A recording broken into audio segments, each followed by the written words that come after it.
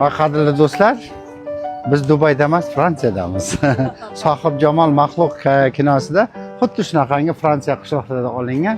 Biz Fransiyada bo'lganmiz-ku, haqiqatda shu Fransiyani eslatyapti. Shunaqangi chiroyli ma'lum tomonlarni qarang.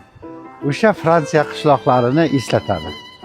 Xuddi shuni o'zidek qilingan. Biz Shvetsariyada bo'lganimizda ham, haligida bo'lganimizda ham, Italiya, Fransiya bo'lganimizda ham shunga o'xshagan joylarga borganmiz. Qoyil, toch kopiya qilgan. Qiziq joylarni ko'rsatamiz. Ha, Yildiz keling. Bu sohibjamol men Maxluq.